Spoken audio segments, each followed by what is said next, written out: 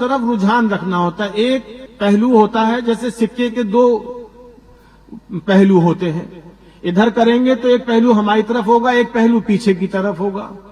تو ایک پہلو تو یہ ہے کہ بھئی ہم سامنے آپ کے بیٹھے ہیں, آپ ہمارے سامنے بیٹھے ہیں, اب عزت دے کے ہم کو اتنے اونچے اسٹیج پہ بٹھا رکھا ہے. لیکن ایک پہلو اور بھی ہوتا ہے, وہی پہلو اگر مضبوط رہے گا تو انشاءاللہ محفل میں ایک رنگ رہے گا اور کیف رہے گا, ورنہ پھر ایک عام جلسہ ہو جائے گا. یہ جیسے اپنا 5-4 مقرر صاحبان بلا لیے اور تقریریں کروا لی اور نعت خواں آ گئے وہ محفلات میں, اور جلسوں میں جو پڑھنے والے نعت خواں صاحبان ہوتے ہیں ماشاءاللہ لحن سے اور الگ الگ اندازوں سے قرآن وہ نعت شریف پڑھ دی, سلام ہو گیا. وہ جلسے الگ ایک کیفیت ہے, خانقاہی رنگ جو ہے وہ ایک الگ رنگ ہے. تو اسی بنا پر میرا اب کہنا ہے کہ آئندہ کے لیے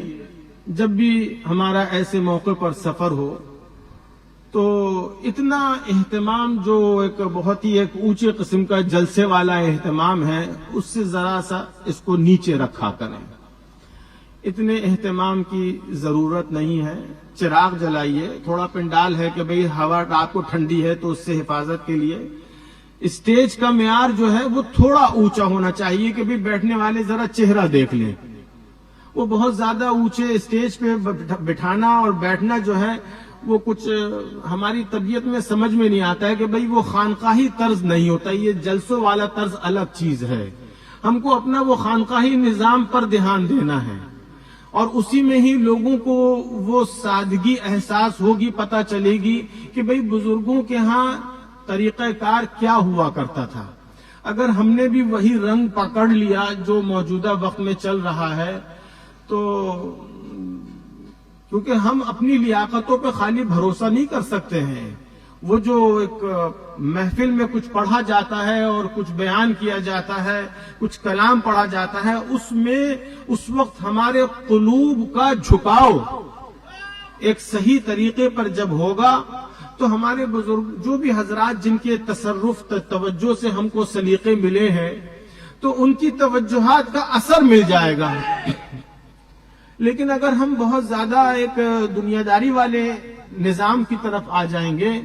تو وہ جو لطیف ایک کیفیت ہے بزرگوں کی توجہات کی وہ پھر ملنی مشکل ہو جائے گی. اور بہت جگہوں پر یہ ایک پریشانی ہو گئی ہے کہ ایک رسم کے طور پر کچھ مجلسیں ہو جاتی ہیں اور ایک اپنا جو بھی ہے بہرحال وہ صاحبان اپنا پڑھ لیتے ہیں اور کر لیتے ہیں, لیکن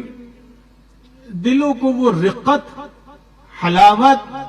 اور ایک عاجزی کے ساتھ اللہ کے ساتھ ایک خاص ربط بننا, یہ مجلس کا محاصل ہونا چاہیے. لگے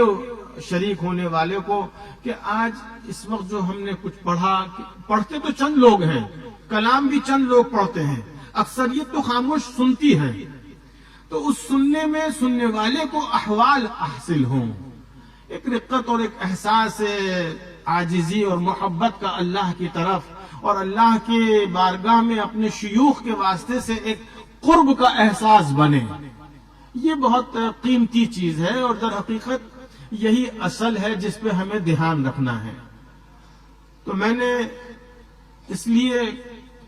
ذرا کھلے طور پر کہہ دیا کیونکہ میں اکیلے میں ایک دو کو سمجھاؤں گا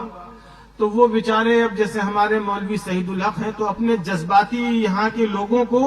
آسانی سے سمجھا نہیں سکیں گے, لیکن جب ہم نے مجمع عام میں کہہ دیا تو اب اس میں جب یہ میری بات اردو کی جو میں بول رہا ہوں اس کو جب یہ بنگلہ میں سمجھا دیں گے تو لوگوں کو جو وہ جذباتی ایک حلقہ ہوتا ہے نا جو نظام کو دیکھتا ہے, جیسے آج ہمارے میزان میاں نے ہم کو محفل کو خطاب کرا انگریزی میں, تو ان کے لیے بھی یہ کہوں گا کہ it's a great pleasure that he gave a very nice invitation for us